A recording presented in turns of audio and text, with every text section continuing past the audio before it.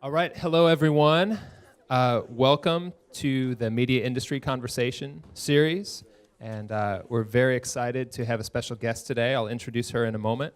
I'm Micah Barber. I know many of you. I'm the guest moderator for Media Industry Conversations today. First, I'd like to thank Elisa Perrin and Cindy McCreary for their work on this excellent series, as well as the support staff, Leslie Willard and Kate Cronin.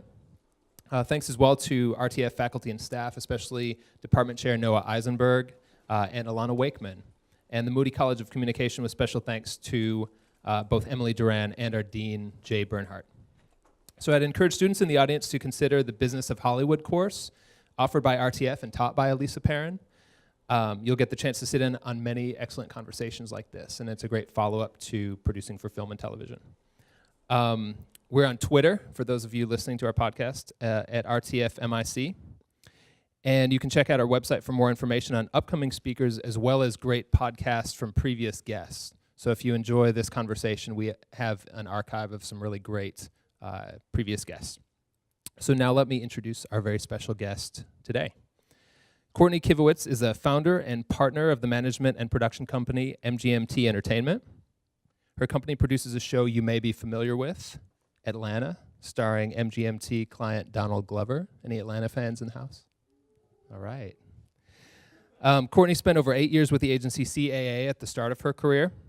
She also started the talent division of Benderspink, a well-regarded production management company that had never represented actors before Courtney arrived. Following her success there, she joined up with some other management powerhouses to form MGMT out of the Shifco.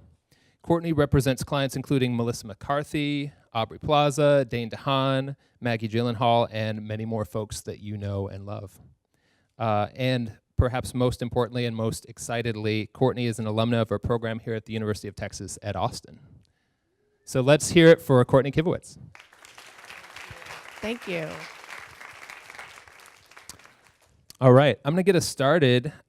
Just so you have a heads up of where we're headed, the first thing we're going to do is we'll start with a snapshot of what you do. And then we'll move to how you got started, kind of your career path, and be paying attention there because I'm sure you guys will have questions at the end. We'll do Q&A. Then we'll bring it back to what's going on with you and your company right now. And after that, that will be our time for questions. So I'm actually going to get one sort of annoying question out of the way at the beginning, but this is kind of an important one usually, especially for film students. Can you explain the role of a manager and how it differs from other forms of representation like an agent? Yes, I started in the agency side of things, and I do think of that as sort of, the center of the Hollywood universe, in the sense that they tend to represent, all sides of the business, and most information, which is key, flows through the agencies faster than anywhere else. So it's a place where the most amount of material is being, pushed through first.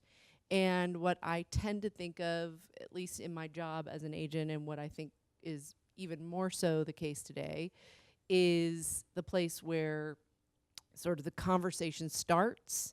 And, those are very large businesses, and right now especially it's a bottom line game, and I think that management is more focused on the artists and long-term planning as opposed to something that might be a quick fix or something in the moment, and that management is about building a very long and fruitful career. And it's not just to say that I might stop someone from making a big money play, because I wouldn't. I would want my clients to make money, but I would always sort of question whether or not we're going to be fighting the battle because we took the fast cash at hand. And so I'm a creative partner to my clients, and we're really trying to build something that's long lasting. I'm already going to take a little bit of a left turn because that was an interesting answer. And people are laughing at me because I do this. But can you talk about then transitioning from being at CAA for several years and then going and working in management, and how it sort of maybe it felt different to you. What was kind of the difference in, did it open, were your eyes open in certain ways of like, oh, I can think about these projects differently. I can think about my clients differently. When I was growing up at CA, the way that you could actually make a name for yourself and the way that you could grow was to find a niche business inside the business. And so where my heart was in the independent film space, and that was not where they were making all their money, but I just was sort of a resource in a way in which once they realized that my taste was paying off for clients, I was adding a service that didn't exactly exist, for the company. And so my boss would come and see me and say, "Oh God, if you cared about your Disney coverage the way that you cared about killer films or the way that you cared about Good Machine, you would just, things would just shift for you and things would shift." And I was like, "Yes, but I have been standing next to 2 women in the last 2 years who stood up and were on a list of, best actress nominees because I paid attention to this little movie that could, and then it did." So it was just my own passion that led me to this specific part of the business, and, it's just because of the movies that I loved. So when I was focused on something that wasn't, purely of financial gain, that wasn't always serving the big red machine. And I had an incredible experience there. So, people who leave to go into management, it's not because always, well, everyone has a different reason for shifting. But for me, what I realized was I loved working with artists, and that took time. And when you're at CAA, you do not have you just don't have the time to focus on someone, read the extra script, make the 10 extra phone calls, push to get someone the job. You are just bogged down from the second that the day starts. You walk in the door, you already owe 100 people a phone call. You have 12 meetings that are stacked up. And you may have created a huge agenda for yourself the night before or over the course of a weekend, but you just couldn't actually get to that because what was required of you day to day, to serve, the company was key to your sort of like, upward mobility. And so really when I turned 30, I realized like my passion is this. I've been here for 8.5 years. I started 10 days after graduation in the mailroom. And I just knew that if I the pace of what happens, especially at CA, and all 4 big agencies really, is so intense that you put your head down and, 10 years is like this. So I just kind of knew that I needed to make a life change for myself, and big birthdays like that kind of tend to do that to me, in ways in which you're like, okay, 30 years old feels like the real deal. If I'm going to make a move, it has to happen now. And legitimately, I would say it was September 7th or 8th, 2002. And I was turning 30 in,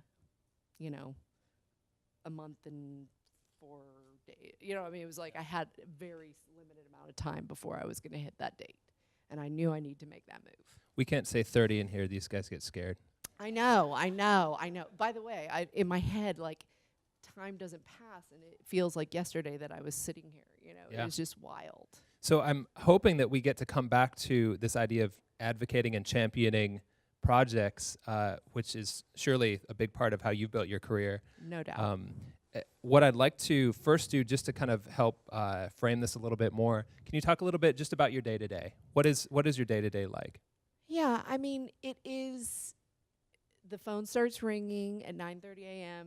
and, when I wake up, there's however many emails and texts. And, management is more full service than the agency business. So I am reachable on the weekends and I am reachable, on off time. I'm here for my kids' spring break right now. And, when I am not sitting here with you guys, the phone is ringing and the emails are blazing, and it's not, I don't really have breaks. I mean, the business legitimately shuts down those 2 weeks around Christmas and New Year's, and no one is going to call me then. And it's pretty dead for the very last week of August up to Labor Day, and they're probably not going to call me then. But, you know, if they need me, they will. And, you know, they aren't just calling the office. They've got all of the bat lines.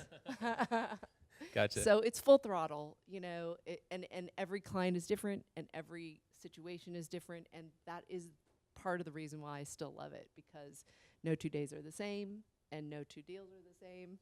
And, you know, in the game of management, which is different from the game of agenting, you know, it's a little bit of a dream factory. So if my client says, I want to build a clothing line, well, then all of a sudden I have the, you know, shift in my life to start to figure out, well, how am I going to help make that happen? I don't really know about clothing, but, you know, it's interesting and so exciting, and I can try and help figure it out. That's great. Actually, can you give us an example? And you can also, you know, anonymize it or fictionalize it. But what's an example of a client call that you might receive, and then the sort of problem solving that you might do, or the strategizing you do with the client? Well, it's everything from, you know, a client of mine this week was doing a sex scene, and it's not somebody who's unfamiliar to that world, but somehow this felt, you know, like it was driving anxiety in a different way, and, you know, reaching out to the producer and making sure she was going to be on set and sort of really talking her through why this was working on her at this time versus other times that she's done that.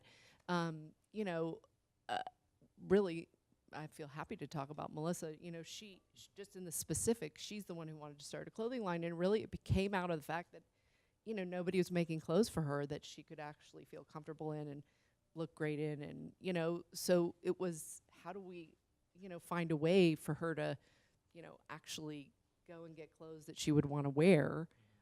She was making them herself, and she was using a seamstress, and so we turned it into a big business, you know, and we sort of fumbled, and then we put it back together, and we fumbled, and we put it back together, and, you know, it's just such a different game, but she was so passionate about it, and she could speak to it in a way that was, like, legitimately real for her, because she couldn't get what she wanted. And so she knew that there were just, you know, hundreds of thousands of women out there who couldn't get what they wanted either. And if she could use her platform to help, you know, create, you know, great fashion for all sizes, well, that might make a difference. Yeah, interesting. That's fascinating. Probably things that we don't normally think about, the kinds of calls that you have. Oh, it's the tiniest thing of, you know, can I change my flight, you know, because I want to stick around and go to this concert, you know, and that's the type of thing where I really will shuffle off to my assistant to handle. But, you know, and then you get into some really tricky water, you know. It's been a wild year with all of this Me Too stuff, you know, and it's sort of Time's Up, you know, was launching, you know, in living rooms all over Los Angeles, including mine. And it's the Wild West right now in Los Angeles. It really is. Well, and certainly in a business sense too, which we'll get to in a little bit. Oh, yeah.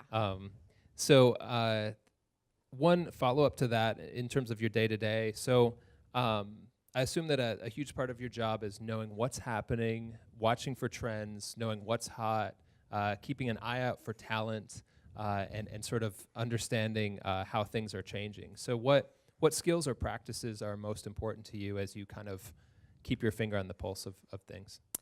You know, I mean, it's such a weird thing. You cannot account for taste, right? It's just everyone has their own. Everyone is drawn to certain types of films, certain types of TV, certain types of actors, certain types of all different. I mean, I work with writers and directors. I really run the gamut. And I've been turning actors into directors, and I've been turning actors into writers, and I've been, you know, turning actors into documentarians. And, you know, so it's always, you know, for me, I am like material driven and I am talent driven 100% of the way. And I always have been. So it's just what turns me on personally, what gets me excited to go and fight the good fight, because it is a fight. So, you have to love it. It's too hard of a grind to not actually care. And, sort of full throttle push to get someone from one place to another it's intense. So you have to personally be invested, at least for me. That's really worth highlighting. I think that was a great answer. So things that you personally get excited about, that's when hey, this could be a thing. Yeah, and I don't know why certain material speaks to me that doesn't speak to other people, but very early days, you get validation. When I was baby agent, I got the script for Requiem for a Dream, and I just was like, this is blowing my mind apart. And I was the covering agent who was trying to put actors into that movie, and no one would give me the time of day. It was too wild. It was too out there. It was too over the edge. And so this client who I was trying to help along was this older woman who had this incredible career, Ellen Burstyn. And I was like, had a handful of actors that we had all filtered through for that part. Meryl Streep didn't want to do it, and Jessica Lange didn't want to do it, and all of these, sort of more sort of famous faces were not willing to go on the ledge like that. But I had seen Pi, and I knew that Darren was going to be a massive talent. And he knew her work from back in the day, and so she was on his list. And I just kept sort of almost facilitating offers to other people in hopes that he would cling on to what, was my idea, which was changing Ellen Burstyn's life by getting her this part. And so when that happened, in my own little mini universe of the talent department at CAA, I got like a little street cred. And so, so I could actually go to the table and say, now this one you should pay attention to. And really, the next one was in the bedroom in Sissy Spacek, who was another client that was really not suffering, she was Sissy Spacek, but she just, she wasn't having the kind of life-altering roles that she had had in the past. And, and I met this guy, Todd Field, and I just thought he was brilliant, and I just thought this script is a game changer. And, so those are the two actresses who ended up at the Academy Awards with me 2 years in a row. And then I knew that at least what I thought was good was working. So it's pretty validating. Yeah, it is. It's totally validating. And so at the point in which I turned 30, I was like, I've had this amazing education. I've been to the top of the mountain, and I can go on my own knowing that my whatever is that button that I press to say this one, not that one, or this actor in this part really can fly, was working for me. Yeah. Great. So let's actually take a moment, and you're sort of going there naturally, which is great. Let's kind of rewind to when you were in these seats, not these actual seats, because the building wasn't built yet. But correct. But you were part of the University of Texas, RTF. I was. And feeling the same feelings that these guys are feeling. Yeah. Can you talk about that time in your life? Well, it's funny. I was telling Keith earlier, I couldn't get into production classes because there was like 11 slots. And, so if you wanted to actually get on that track, you kind of had to make a commitment to be here for 6.5 years. And, my dad had just said, like, you've got 4 years and that's it. It's over. So my only path to be a film student, which was always my plan, I wanted to go and work in the movie business. And I had family in LA, so we had really spent time there. And so, I went to the critical studies lane, and that was my only choice, really, for the situation that I was in personally. So to see the way that the school has been blown out is mind-blowing.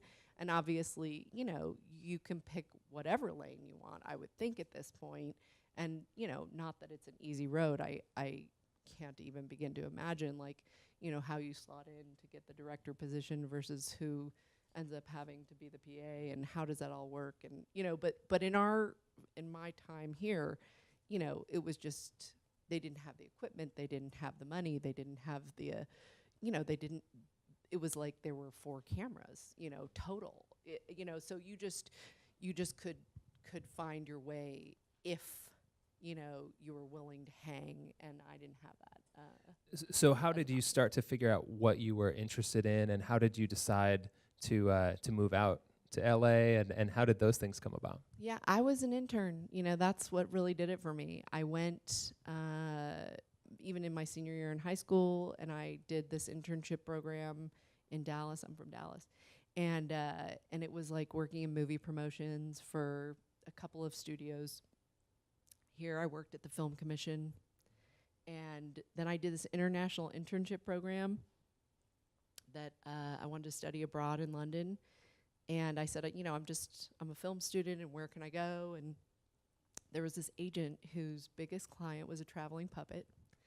And, he needed some help on the side, and he worked out of his house, and, so it was right around the corner from the school that I went to. And, he would get these postcards from everybody going to the super famous repertory companies in London. And if I went to go see this person who sent the postcard and I thought they were good, he would sort of bring them into the living room and read with them, and we would put it on tape. And if he thought it was good, then he would make them a client. I mean, it was just like so small potatoes, but I really dug it. And so I was like, okay, I'm gonna, the year before my senior year, I went to LA to do an internship program there, and I worked for a small agency.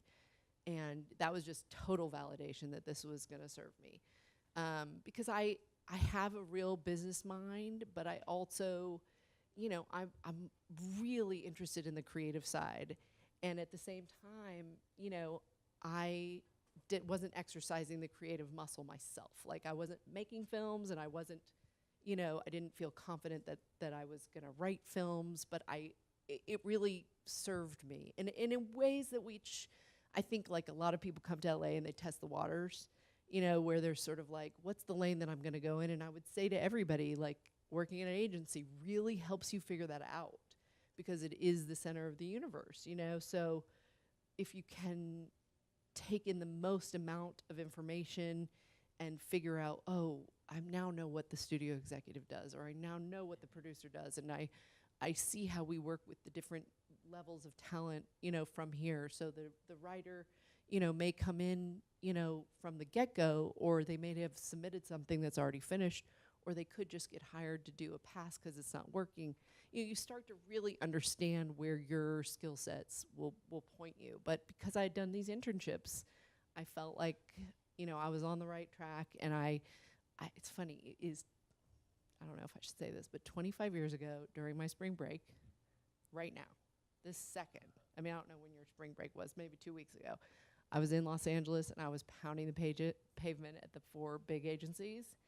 And, that's when I got my job. And I started 10 days after graduation. Were you terrified? Doing the interviews? Just being out, feeling like you're far from home, knocking on big doors. How did you feel? I was always going there. And my family, like my grandparents live there, my cousins live there. Part of the reason why I think I was drawn there is because, there was a family vacation every year once to LA. And so the fact that the beach was there, and that you could, like, have this creative life, but also work and make a living out of it, just seemed like, this is what I'm going to do. And it's rare that you actually sort of set yourself on a course and it fits you. But when I worked at that tiny little shop, and then I moved my way to this medium-sized shop, I really knew that I was doing something that was sort of serving all the sides of my brain. That's great. So can you give us some specific instances that felt like breaks in your career? So either if you had a big break or a couple of mini breaks. Yes. That, and then to what do you attribute those? Was it, timing? Was it people? Just tell us a little bit about those breaks in your career. Yeah, I mean, I would say, like, the first break that I got, and it's my best friend, my business partner, my baby daddy. We have been around the world together, and he called me. I was not promoted yet. I was the department coordinator at CAA. He called me, and he had been working at William Morris. And we, when you're assistants and you're babies and you're sort of like at the low man on the totem pole, it kind of doesn't matter which shop you're at. You're not, like, sort of fighting against one another yet. You're just struggling to stay alive. So he called me because Christian Bale was leaving his boss. And I went right into my boss's office and I was like, here's the phone number.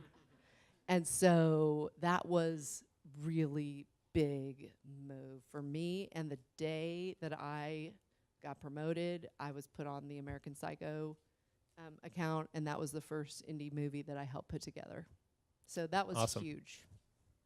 Yeah. Great. And and also these two movies that I just talked about, those were huge for me because it just gave me, when you're a young agent, you need juice internally at CAA to actually have people's attention when you call. Yep. Yeah. Great. How did the move happen to Bender Spink and sort of your move into management and sort of forming that unit within Bender Spink?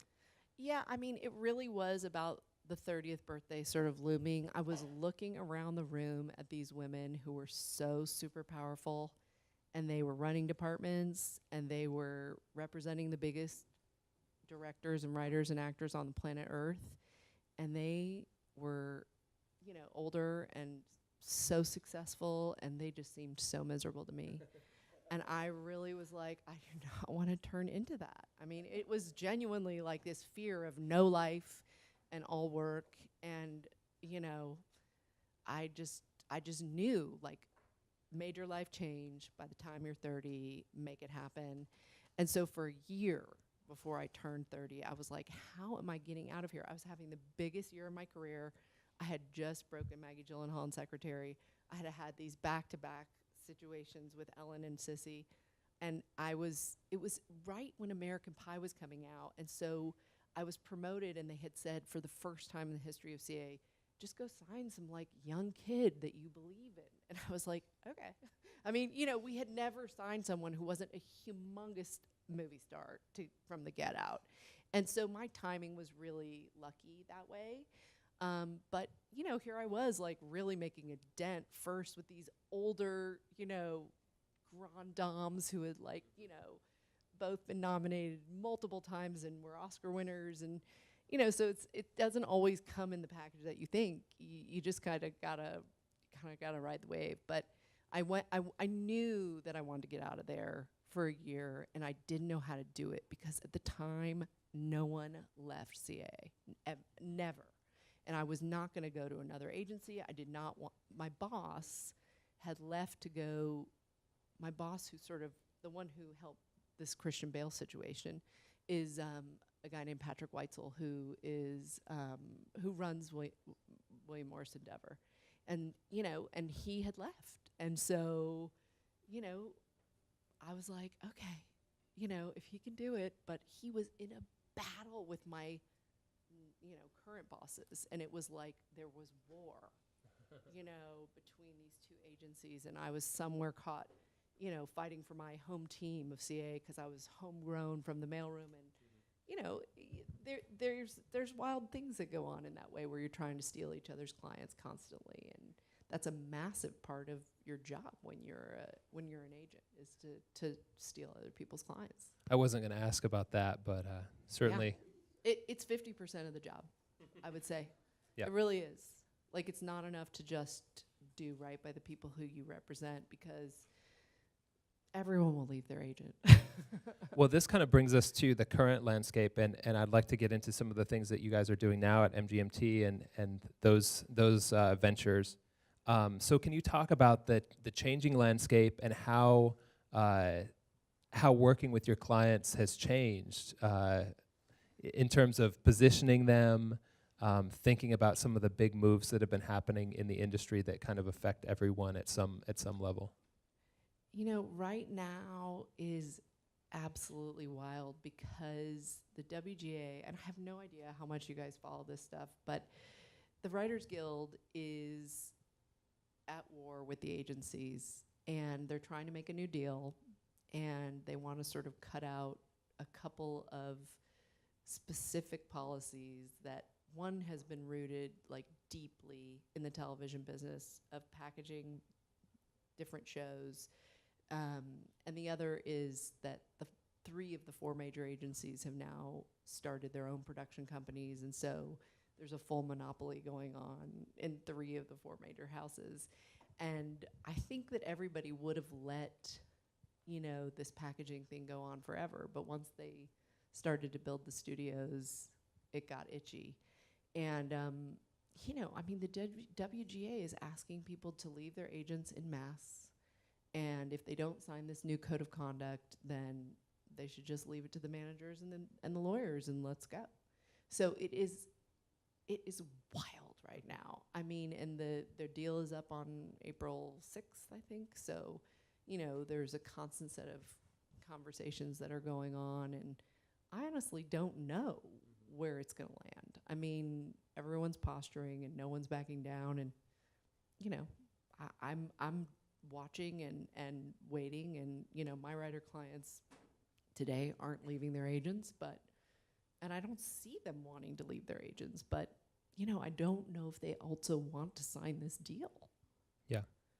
Well, you also mentioned this idea that these agencies are moving into production, taking Right. a really moving hard into production. It's true. And MGMT just signed a big deal with We a did. first look deal with Entertainment One. Can you talk about what that means for your company? And maybe you might actually have to educate us a little bit on what a first look deal means in that sense and what that does for your company.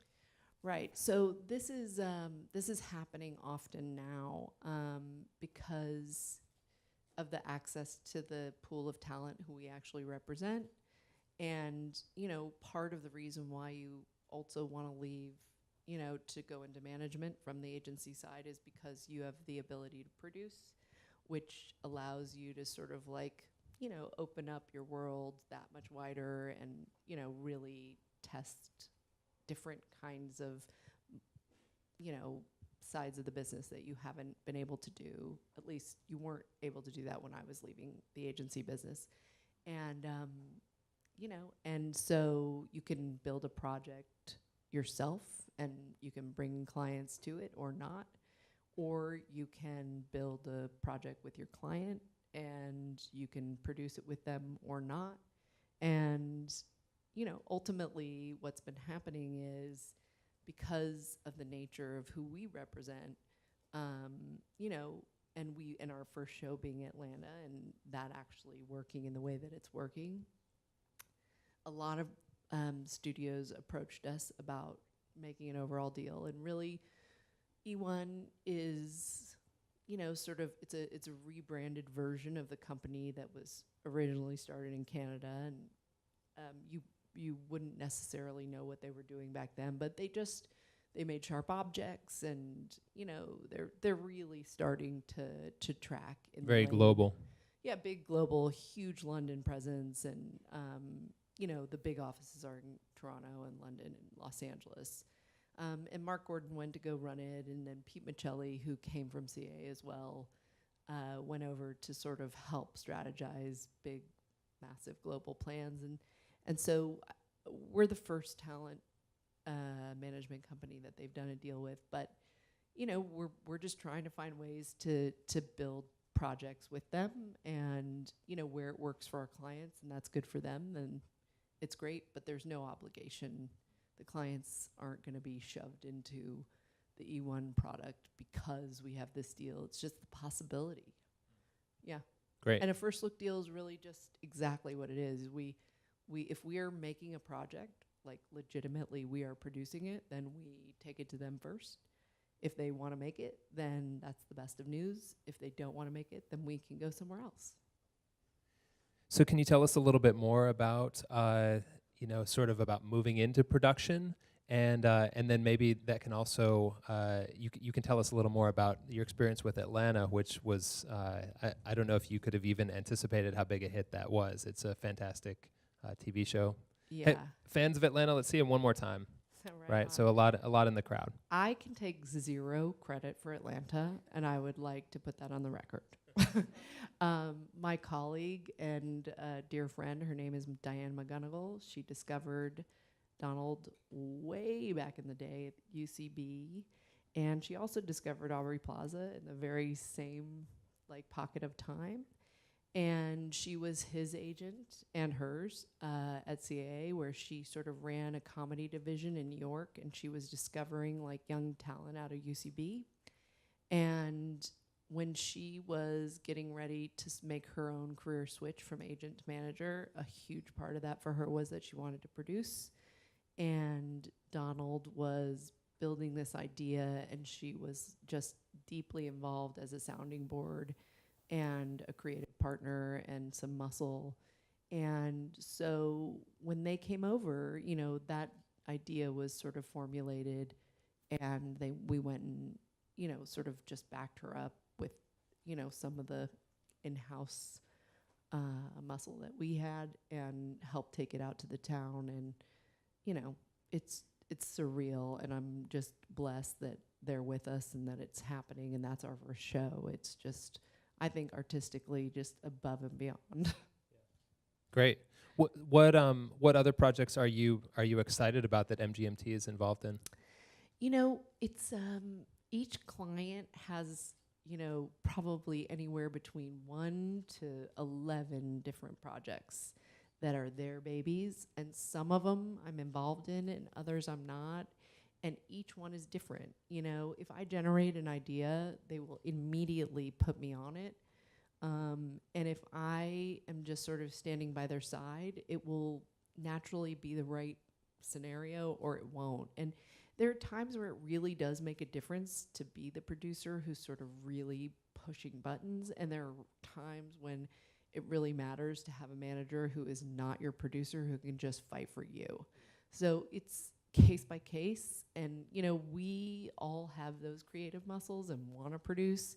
But my company, I would say, is really about artist management first and foremost. And at the same time, because Atlanta worked out as well as it did, people really trust us now that we know how to make super high quality material. And, I don't pretend, like I said, to have anything to do with that show, but I could not be more proud that that's the first one that's got our logo on it. Yeah, for sure. Yeah. So we sort of did skip over the formation of MGMT. Right. Can you tell us how that came together? Tell us about your relationship with the co-founders. You founded it together with a couple of partners. Correct. So the guy who I was telling you about, who introduced me to Christian Bale, he came to Bender Spink, which was sort of my interim company. And that was a company that actually produced American Pies and produced History of Violence and produced a bunch of average-ish romantic comedies and such. Some good ones, some not so good ones. But, those History of Violence was definitely a highlight. And he came to work with me a year and a half into my stint at Bender Spink. And we've been together ever since.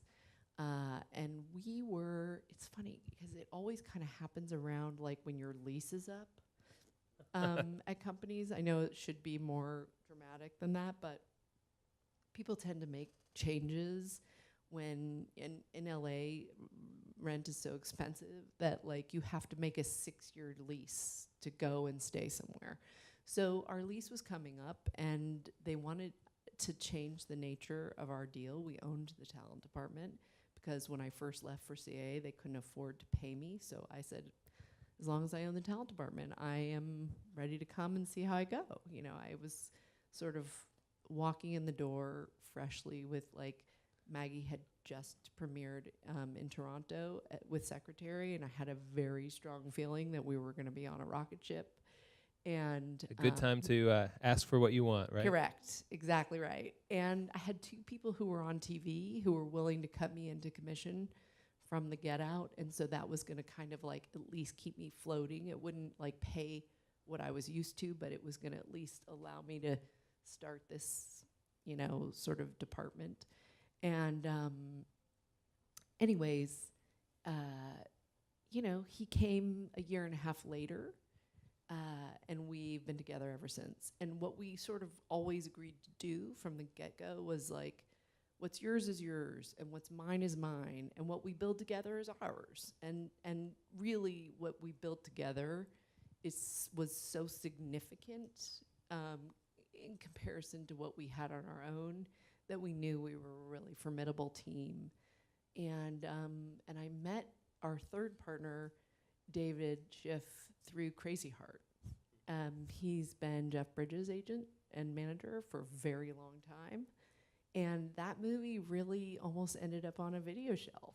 So we had started the project, beautiful, most amazing piece of material. And it was being made by a company called Paramount Vantage, which by the time we finished the film was no longer in existence. And so there was no one to release the film. And they were like, well, you know, we could put it out at Blockbuster, or we could put it on country music television. And, you know, there was this little crew of agents and managers of this very talented group of people. And we were just not going to say die. I mean, we just knew that we had something really, truly special on our hands. And so we fought to get it out of there, and we sold it to Fox Searchlight. And, you know, that movie changed Jeff Bridges' life. He had never won before. Changed Maggie Gyllenhaal's life. She'd never been nominated before. Scott Cooper, who started as an out-of-work actor for, I don't know, 17 years, turned into a major director, and we formed our company. Awesome. Yeah. So I'd actually like to pivot and talk about, get into this sort of advice for students type, and advice for young professionals section. Yeah. So some of these lessons, we have a lot of young producers in the audience as well as other creatives. How do you think they should be thinking about their early careers? And, what do you think will be of most value to them as they get started? I really think, experience is everything. So there's no reason why you can't make something on your iPhone. There's no reason why you can't go sit down and write a script. There's no reason why you can't, go and intern like I did, if it's here, or if you can get to LA or the UTLA program.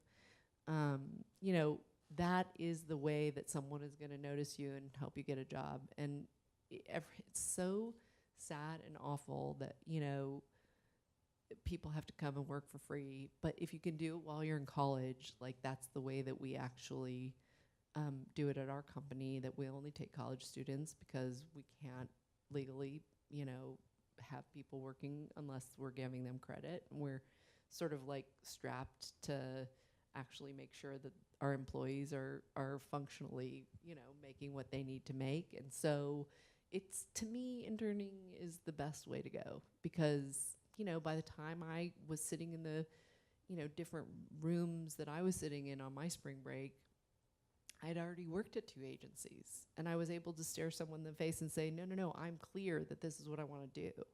So, whether they believed it or not, there was experience, and I had a background of working since I was a senior in high school in the movie business and coming from Dallas, that they took it seriously. Great. And this sort of follow-up to that, which this one can be a little trickier, but are there any things that you wish that you knew then that you know now as you're getting, thinking about folks getting started? We also have a lot of Texans in the room, so Yeah. moving out from Texas to Los Angeles and kind of getting your feet wet in the industry, are there things that you wish that you had known? I thought that I should live in Westwood because that's where UCLA was, and there must be a bunch of college students there, and that was not the move. What else did I think? I thought, I really think it's like gumption, and I think that people who go to Texas and people who are from Texas truly understand that in a different way than all over the country. It's just, are you going to have the grit? Are you going to be willing to stick it out? Are you going to be willing to hang on someone's couch until you get the job? Are you going to put up with someone who's, tough? It's a tough town. So if you are not truly ready to come and sort of get above it all, you'll turn back right around, so it does take a certain type of person to fight the good fight. And artists are not always sort of treated with the sensitivity until they become the thing. So it's just self-preservation and belief and, gusto.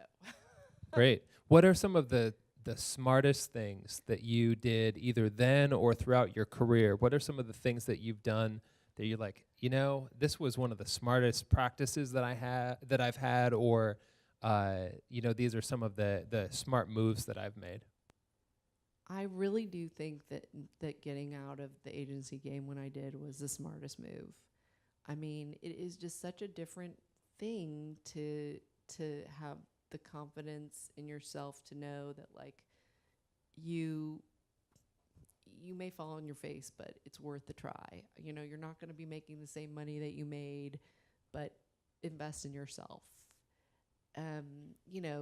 There was a part of sort of, investing into MGMT so that we could be true owners, where it took a couple years to pay off and actually have something valuable. And so there's, it's really just about believing in yourself and your own ability and knowing where you're good and figuring that out. Like, if you always thought that you wanted to be a producer, but you realize, like, oh, actually, my skill set lies, sort of over here in, production management or something to that effect. It's something, if you find yourself, like, getting pulled in a different lane, check it out. Maybe that's where you're meant to be. My sister was an actress for a long time and struggled and didn't, she had tastes, but she didn't get there. And she's like, she's now a huge location scout, was on a team that won the best location team, award for the year. And, she didn't realize or ever think that would be where she was going. But, she sort of on a lark gave it a whirl for somebody who had no money to hire a real, location scout. And she was very good at it. And so she took the moment and made it into something. Great. And it sounds like, to pair some of your advice together, it sounds like starting at an agency is a really good idea, but then also being willing to be flexible and take risk and find that it might lead to something else. Is that fair? Oh, yeah. And I mean, you're going to come to LA and you're going to be broke. Like, it's just, I mean, unless you've got, like, Daddy Warbucks on your side, which, by the way, helps. So if you've got it, use it, But really, I mean, I had maxed out my credit cards by the time I was promoted. I was being paid minimum wage when I was in the mailroom. I think, it was $4.25 an hour at the time. It was just ridiculous. So I just knew that if I just, stayed my ground. The cost of a stamp now in the mailroom. Yeah, exactly. But you just kind of gotta, if it's what you really truly are meant to be doing, and you believe, then you have to stick and you have to, I mean, it's hard work and it is a tough town. So I would say, like, if you realize it's not for you, get out and find what you're supposed to do, because it will chew you up and spit you out quick. I've got two last questions, and then we'll open it up for Q&A. So the penultimate question is there anything that really surprised you about the film industry, or something that you think might surprise the students to know? Anything that maybe the expectation was one way and then you found it to be a different way? Any surprises? Well, I think it's surprising us all the time right now. I mean, we just lost a studio last week. Fox is gone. We may not have a deal with the writers, so who knows what's going to happen, if the agencies are going to be representing writers in the next 2 weeks or not. It is, the landscape is shifting drastically, and it's wild because I watch my son and he only wants to watch YouTube. Here's me, I'm like a film fanatic and I love television, and like the nature of how independent film has moved to television and the way that you can actually be a storyteller, and that space is where it's really at, is kind of mind-blowing. It's ever changing, so you've got to be malleable. And one of the things that I really wasn't and never have been great at is sort of like being ahead of the tech part of it. It's just not in my nature. Everybody's different and has their sort of skills. But I mean, if we're only going to watch these things for 5 minutes on our phones, well, then everything is changed. And if no one's going to go see, a tiny little indie movie that's getting nominated for Best Picture of the Year, well, what are we doing? It's all, it's all changing. It's changing constantly. No shortage of surprises, it sounds like. No. Great. So just a final question from me, and then we'll open it up to Q&A. One question we always like to ask our guests is, what are you watching these days? What do you like? Man. TV, film, anything that you're hooked on? Well, I was really lucky to go through this award season. So I because every once in a while, if you're lucky, you're in it. And Melissa was nominated for her movie, Can You Ever Forgive Me? And so when you're in the when you're on the train, you really have to see everything. And so the movies that knocked me out the most this year, The Cold War, just unbelievable. Wow. I love The Eighth Grade. Thought that was just incredible. It's hard not to root for Can You Ever Forgive Me, but I don't know if I'm too biased. And I also, I love the Black Panther. For me, that's the best picture, at least of the ones that were nominated. So, it's like my taste is vast. And, and all three of those, or four of those movies just blew my mind. And there were, but I also just couldn't. The second that Finding Neverland came on, I was like, oh my God, I have to watch this, because I grew up in Michael Jackson time, and that was just unbelievable to me. The storytelling I thought was spectacular, and I cannot wait for Game of Thrones. I just can't wait. So, but I also, I've been a Lifetime Survivor fan, and I'm never missed an episode. You just kind of got to, go where it takes you, right? Awesome. That's great. Let's have some questions from the audience. Yeah, we'll go right here.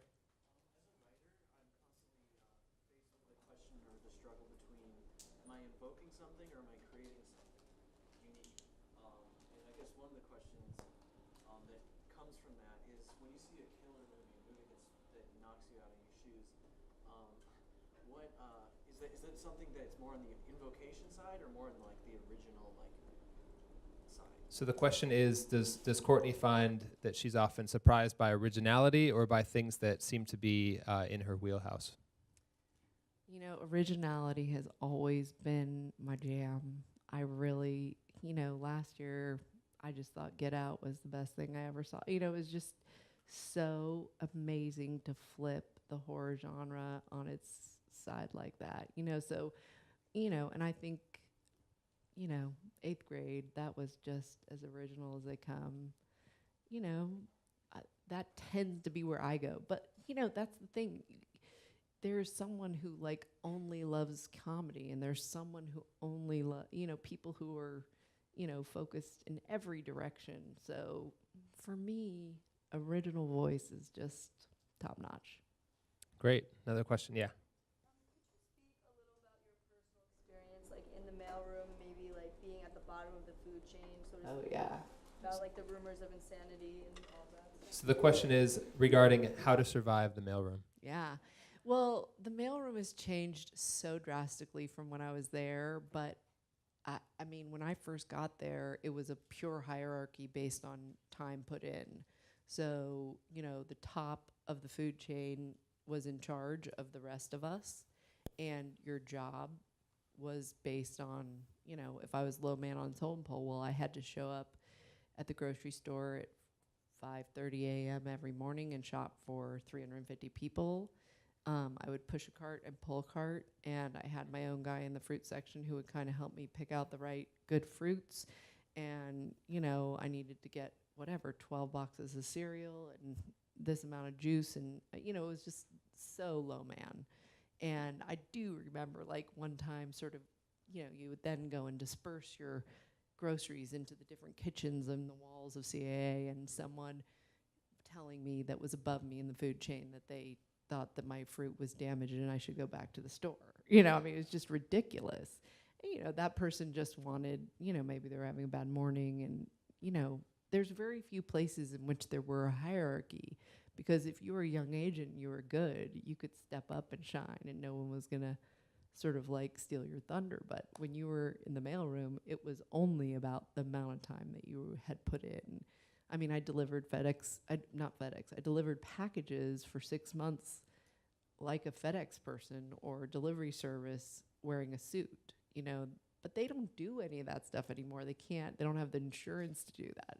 I had 7 car accidents. I mean, had no idea. People would say, go north. And I was like, I don't know where north is. I mean, I just got here, you know, and they put me in a car 2 weeks after I arrived and said, all right, well, you're going to map out this section of the town. This is before there was barely a cell phone in existence at this point. The internet did not exist. I mean, this is, you know, I'm aging myself, but like, that's the truth. You know, there was no Google Maps. It was like, break down this Thomas guide of maps and, you know, put a red star on all the houses that you have to deliver to and the studios that you have to deliver to, and then make yourself easy of a drive as you can, and then pick up what you have to pick up and drop off what you have to drop off, and then reorganize it and take it around the building and drop it off to the people who need it. And there would be another 50 packages waiting for me to map out and go back out into the street and deliver again. So it was, you know, it was wild days, and that stuff doesn't really happen anymore. But you're still a grunt when you're in the mailroom. I mean, doesn't matter if it's today or back then or whenever. Sounds like you developed quite a bit of resilience and resourcefulness that has served you well. Oh yeah, I mean, yeah, it is. It's a tough place to get ahead. All right, yeah, right here. What should a writer-director who's early in their career look for in a potential manager if they're getting approached by people? What questions would you ask a potential manager or agent who's interested? So the question is related to finding a manager for yourself that suits you as a creative, as a writer-director. Well, I think you're always going to want to know who they represent, what and who they've been working with in the past. You know, that will just sort of be a direct line to whether that person sort of is representing the kind of artist that you sort of see yourself standing next to in a lineup. I think you also just have to know that they're your mouthpiece for the town, and so you have to feel really confident to hand yourself over to them that way. It's a very strange business in the sense that, like, everyone's capable of picking up the phone on their own behalf, but in a weird way, it's just been delegated to the people who are in representation to go and sort of handle that for them. And so you really want to feel like that person has your back, that person understands you, and that when you're talking creatively, that you're speaking the same language. Great. Right here. In terms of connections, because connections are really big in this field, what are some of the most obscure connections that you've had to use in random situations that you never thought you'd ever have to reach out to somebody like that or that person ever again? So the question is about utilizing your connections and especially obscure connections. Yeah. It's so funny what just flashed in front of me. It's sort of a sad story, but I'm going to tell it. So my uncle is a doctor in Los Angeles. You know, he takes care of certain people who are famous and certain people who are in the business. And I represented Aaliyah. And so when she died tragically, my uncle was actually taking care of and has for 40 years, Sidney Poitier. And, she died in the Bahamas, and it was very tricky to get her body out of there. And it was really complicated. Everything about it was impossible. The situation, why and how, and everything about it was impossible. But I called Sidney Poitier, and I was like, I need you to help me figure this out. I got to get her out of there. It's this international insanity. There were weird, tricky governmental issues. And he, I believe, is born in the Bahamas, or he's like been anointed in some certain way of being, someone who can really move the needle in ways, and I needed him. And, this year, something that's a little less tragic, just to not go into the depths and sadness that goes there, I have this amazing young actress who, is Israeli by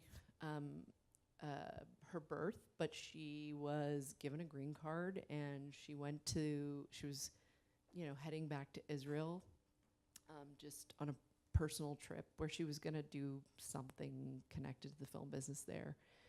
And she went to the front desk at the airport, and they said, I'm sorry, your passport is past due. And she was like, that's impossible. Like, I just got it re-upped a year ago, and, there was just something governmental that was problematic. And, it was like she all of a sudden didn't have a passport, and it's really tricky times right now, and, what's going on, and, with different scenarios that we're living with in the world. And so, I knew a guy who knew a senator who could help me get her a passport and get it to her quickly. And she ended up flying to Israel on her Israeli passport, and, and we were able to work it out. And so it goes to the furthest and wildest places when you're in my job, and nothing surprises me anymore. Sounds like the phone calls that you receive could not surprise you. It's a rare day when I am truly surprised, although I do laugh often with this girl when she was like, do you know any senators? And I was like, I don't, but I know a guy who I think might know a guy, Yeah. In an industry that has a lot of social interaction as a big part of it, what would you say, especially for someone going into it, especially as a producer or into an agency, what are the most important social skills that someone should develop in So the question is, what are the most important social skills to develop in this field? It takes all types. It's like the most introverted person could be the most brilliant filmmaker ever. And you don't have to be like big and bold to be a big producer or an agent, because artists are going to be drawn to different types of people also. So, someone who is in the book department is going to be different than the person who's representing, musicians and out every night and going to see shows and trying to discover the next big rock star, or, out on the town trying to find the next, whomever. There isn't one type, but I think you have to be outgoing enough. You have to try and want to meet and know and be interested. And, when you're there and it's shiny and new, it's still like the littlest thing can be totally exciting. And I still love going to like the premiere screening of something where I'm sitting in the theater and the possibility is that something amazing is going to happen, so it's like a little bit of like childish joy and all open-mindedness and potential, and just also feeling comfortable in your own skin to be who you the version of what you would want to be. It is social, and those relationships, they pay off if you can really hang on to those people who I was in the mailroom with. Those are my ride or dies. Do you have any introverted clients that would be comfortable with you naming who they are? Do you have a client that is a super introvert? Oh yeah, they're all really, they're just so. I'm super blessed. I represent such amazing people, and each one of them is like, puts something out to the public that is not like who they truly are. And they're all so different, and they also change. Some of these people I've been representing for 20 plus years, what they wanted when we started together is not what they want now. That's amazing. Yeah. All right. Up top. So, one word you haven't mentioned that every other guest has mentioned is Netflix. What difference is it making in your client's life at all? Great. So the question is, what difference is Netflix making in your life and your client's life? And you might even expand that to some of the other giants who are making waves as recently as this week. Yeah, I mean, now, so Netflix is unbelievable. I have a great Netflix story I would love to tell. There is this little tiny movie that Maggie made after Secretary called Cherry Baby, which, you know, if you've seen that movie, you're one of like 100. But it's a banging performance by her. And the person who saw that movie and desperately wanted to put it into the world is Ted Sarandos. And at the time, Netflix was the mailable DVD that would come back and forth. And when he wanted to actually distribute the movie, we didn't understand what he meant.